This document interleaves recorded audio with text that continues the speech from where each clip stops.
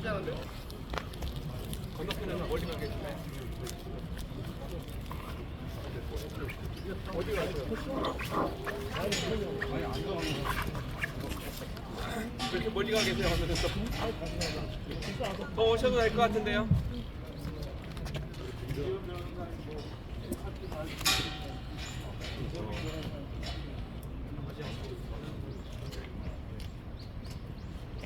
아, 예, 장시간 동안 저기 방청하시라 너무 고생이 많으셨습니다. 원래 말하는 사람보다 듣는 게 힘드니까.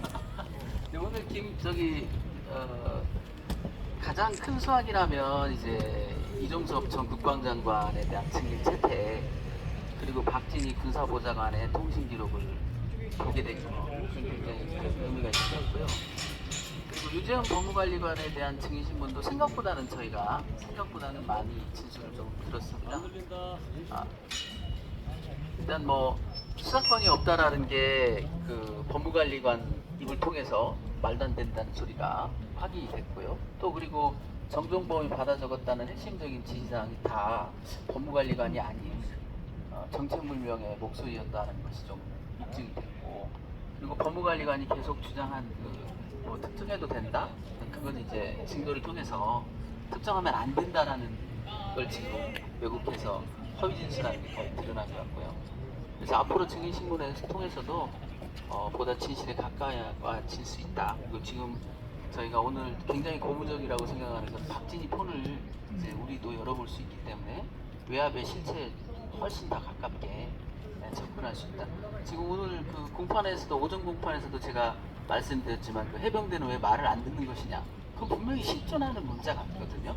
왜냐하면 박대력의 진술 중에 지금까지 시간에 약간 오류는 있었지만 큰 팩트에서 기억이 어긋나거나 하는 것은 거의 없었습니다. 아시다시피 그 뚜렷한 시간대, 그다음에 정황, 또 그 문자의 존재를 추정하게 하는 이런 것들이 있기 때문에 아마 박진희 핸드폰을 열어보면 그 흔적을 찾을 수 있지 않을까, 그런 생각이 들어요. 그래서 지금 뭐 조심스럽게 그 누구누구 수사 운동하면 안 된다라는 그 말이 결국 대통령의 멘트가 아니었나라고 추정을 하고 있는데요.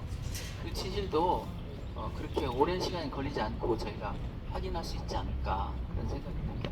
오늘 재판부 태도는 저번 재판보다는 상당히 좀 신중한 모드, 아마 이제 위로부터 좀 압박을 받지 않았나, 그런 생각이 좀 들긴 하는데요. 그래도 뭐 크게 우리 재판에 영향이 있을 정도로 뭐 공정성에 의심을 받는 그런 일은 아니지 않았나, 그런 생각이 듭니다. 변호사님, 질문. 네. 그 7월 31일에 정정근 부사령관 메모 보면 누구누구 조치 안 됨. 그래서 이제 유재현 법무관리관이 본인은 아니라고 증언을 하면서 이제 뭐 다른 목소리 이런 식으로 말을 했잖아요. 그러면 누구 목소리가 될 것으로 보이세요?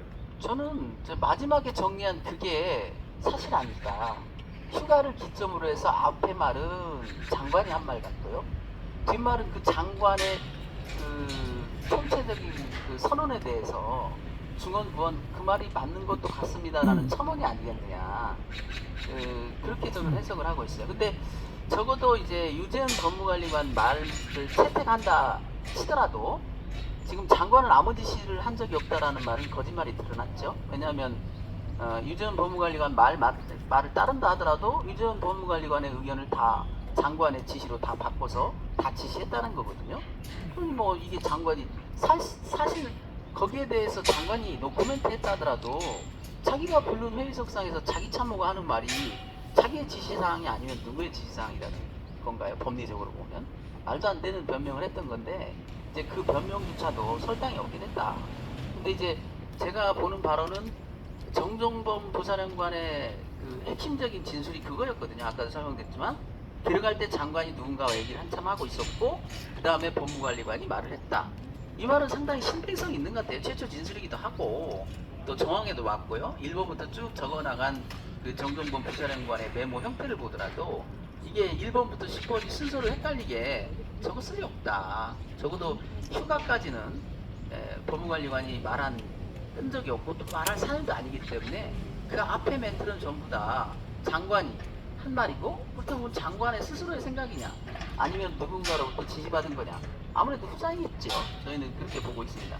그 부분에 대해서 오늘 정종범 부사령관이 못 나온 이유도 거기와 연결되어 있지 않느냐. 왜냐하면 그 부분에 대한 보다 추가적인 확인이 가능하다면, 특히 그 자기들 기준으로는 임성근 사단장 기준으로 매우 기쁜 소식인데, 이철이 보류됐다는 그 기쁜 소식을 누가 전달했느냐, 그것이 용산 대통령실이냐 국방부냐 아니면 해병대냐에 따라서 이 사건의 성격은 규명되지 않겠냐. 그게 만약에 대통령실에서 전달을 하고 그 기쁜 소식을 듣자마자 임성근 사단장이 휴가를 신청하고 그 후속 조치로 휴가가 필요하다라고 요청을 했다면, 저는 1번부터 5번까지는 대통령, 6번은 국방부 장관이 임성근 사단장의 니즈를 반영한 것, 그 다음에 7번부터 9번까지는 법무관리관의 중원 부원, 이렇게 해석할 수 있지 않을까 생각이 듭니다.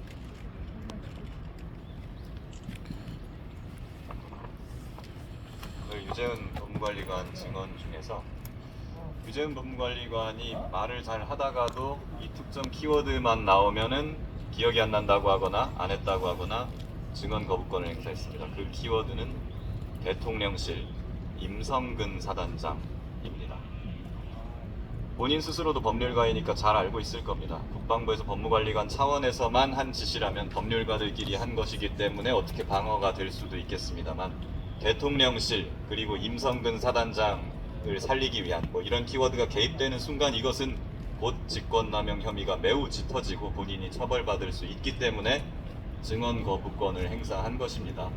물론 무죄 추정의 원칙이나 이런 것들이 있지만 증언 거부권을 이렇게 많이 행사한 것은 결국 그 자체로 어떠한 다른 그 본인이 증언 거부한 그 대상의 개입이 있었다는 것을 추단할 수 있는 부분이라고 생각이 됩니다. 그리고 이제 남은 것은 이종섭 장관과 유재은 법무관리관의 진실 게임입니다. 유재은이 하지 않았던 말은 결국 이종섭 장관이 말을 한 게 아니겠습니까? 증인 채택이 됐으니까 그 부분도 향후의 재판에서 저희가 엄중하게 따져보겠습니다. 변호사님, 오늘 3시간 내내 유재은 법무관리관이요. 이 취재진이 보기에는 뭐 상당 시간 내내 이렇게 조소를 하는 듯한 그런 웃음과, 그리고 대부분의 중요한, 그러니까 언론 보도를 통해서도 객관적으로 확인된 사실에 관해서도 답변을 안 하거나 기억이 나지 않는다. 그러니까 한마디로 말하면 모르쇠로 일관을 했는데, 지금 이러한 그 재판, 그러니까 본인 방어에 급급해서 사실상 이 사건의 실체적 진실에 대해서 공직자잖아요, 그죠?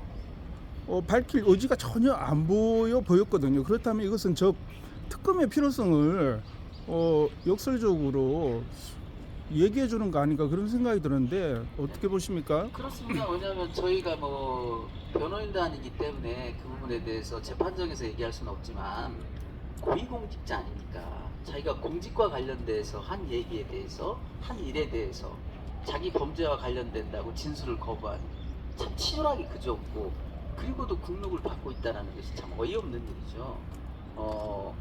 공무원 집행과 관련된 문제고 대통령의 개입 문제가 불거지고 있는 국민적 의혹이 사고 있는 이 사건에서 버젓이 자기가 감독하고 있는 군사법정에서 위증을 한 것 같죠? 저희가 볼 때는 뭐 명백히 위증한 것 같은데, 뭐 선을 넘어도 한참 넘었다. 그러나 거기에 대한 법적 책임은 또 뒤따를 것이고요.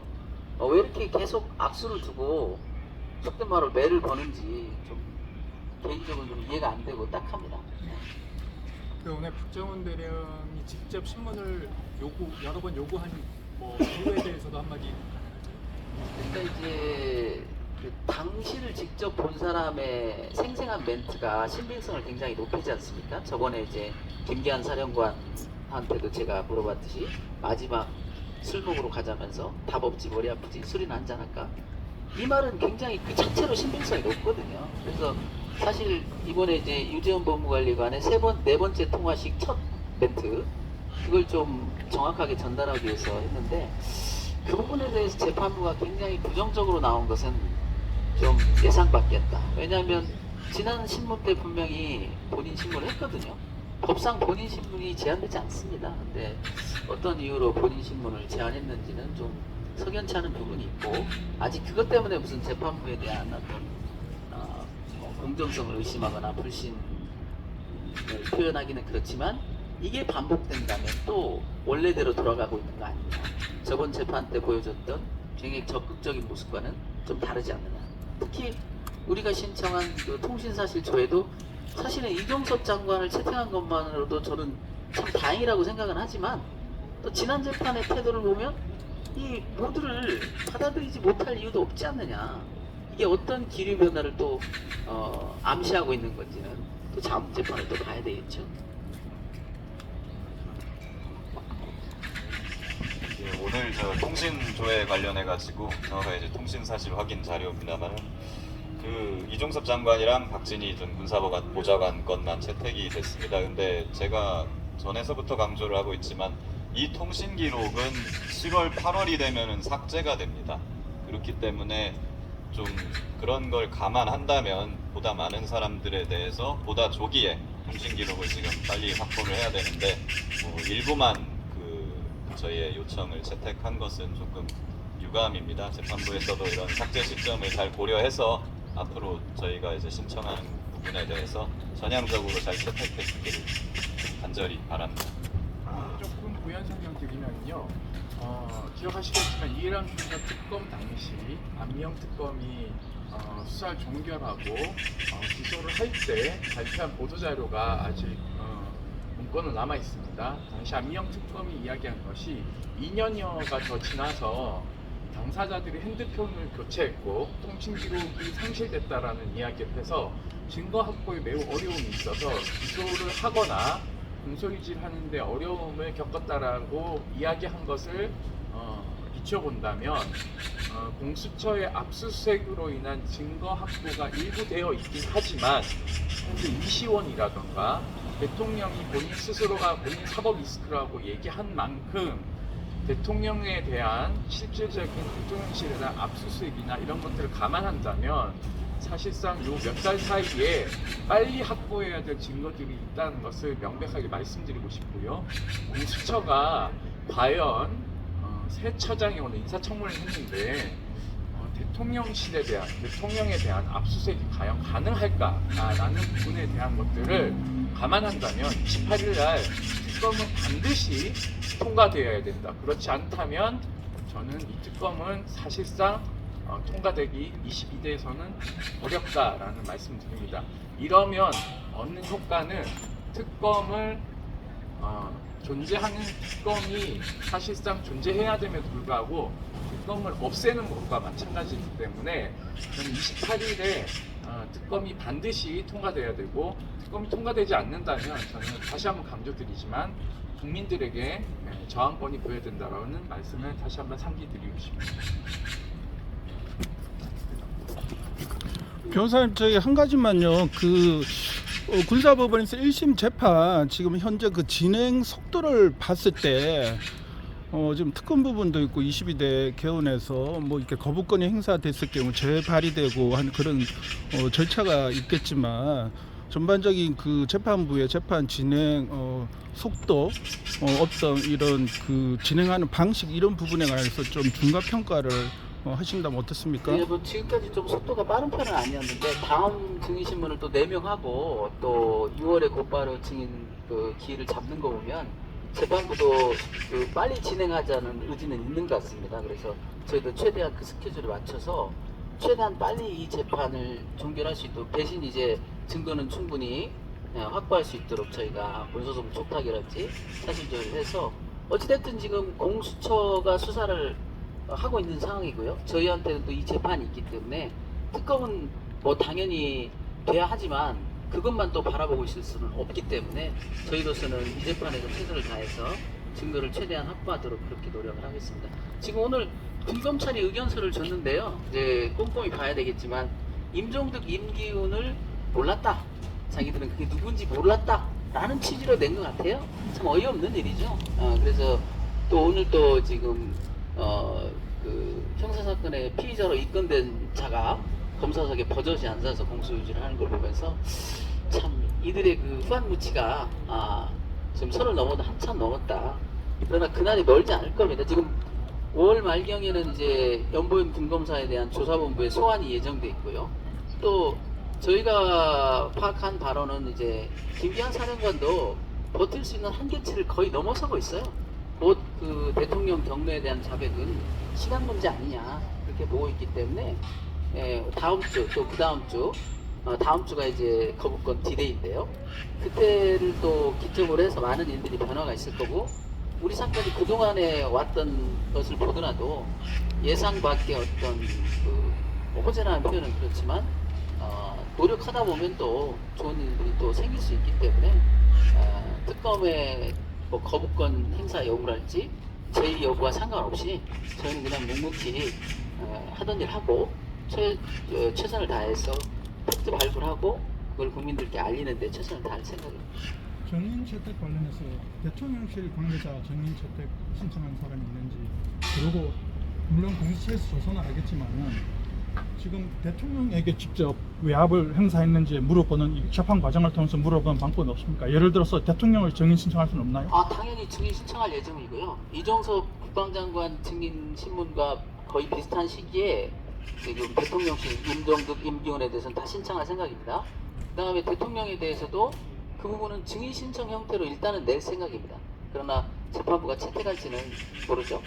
근데 오늘 지금 공수처 출입 기자단이 보내온 문자를 보면 이종섭 장관은 나오겠다. 채택된 것 그 자체를 존중한다. 이런 의견을 밝혔기 때문에 증인 신문에 대상에 제한이 없는 것이고 대통령실 관계자 전원을 다 관련된 자는 전부 다 소환 신문하는 것을 원칙으로 하고 있고요. 대통령에 대해서도 저희는 증인 신청한다 그런 계획입니다. 그 변호사님 끝으로요. 그 박대령이 직무정지 관련해서 수원지법 그 가처분 재판이 상당히 지연되고 있잖아요. 그 이유가 좀 궁금하고 박대령님이 일상적으로 어떻게 생활하시는지 저한테 물어보는 시민들이 되게 많았습니다. 근데 박대령님 직접 답변하기는 어려우실 테니까 아시는 대로 좀 설명. 아침에 드는 바를 그대로 전달해 드리겠습니다. 혼자 지내다 보니 이제 구름과 대화하는 법, 새와 인사하는 법, 꽃과 인사하는 법을 터득했다. 이제 수원지법의 재판은 그냥 안 할 생각인가 봐요. 우리 군사 재판이 끝날 때까지는 시작도 안 할 생각인가 봅니다. 그래서 그래도 저희는 계속해서 그곳에 서류를 내고 있고요. 또 그렇기 때문에 오늘 또 그 집행정지 사건에서 제출됐던 증거들이 또 유력한 증거가 또 되고 있기 때문에 반응이 있든 없든지 간에 오늘 또 내고 내일 또 내고 계속 낼 생각입니다. 네, 고생하셨습니다. 한 가지 공지사항이 있습니다. 5월 21일 국무회의를 통해서 제2요구권이 행사될 수 있는 검토를 할 것 같은데요. 지금 특정 장소에서 할지 어떨지 확인이 안 되고 있습니다. 그래서 그날 오전에 저희 동기회에서 모여서 제2요구권에 대해 행사하지 말 것을 거부권을 행사하지 말 것을 요청하는 시위를 진행할 예정입니다. 많은 관심 가져주시고 함께 해주시기 바랍니다. 또 만약에 거부권을 행사하게 되면 28일 화요일 날 국회에서 또 다시 2차 제2차 투표를 진행하게 될 텐데요. 또 국회에 모여서 또 행사 진행 여부를 모니터링 할 예정입니다. 많은 관심과 지지 부탁드립니다. 이상입니다. 21일 장소가 어디지? 21일 장소는 아직 확정이 안 되어 있는 상태입니다. 그래서 저도 확인이 되면 공회의 장소가 계속 일정하게 이루어지진 않는다고 해서요. 그런 부분들은 확인되는 대로 둘 중에 한 곳입니다. 대통령실 아니면 국무총리가 있는 세종로 청사거든요. 둘 중에 한 곳이기 때문에 둘 중에 한 곳이 될 예정입니다. 네, 여기나 세종로에 있는 광화문. 마감. 네, 맞습니다. 수고하셨습니다. 네. 감사합니다. 네. 감사합니다.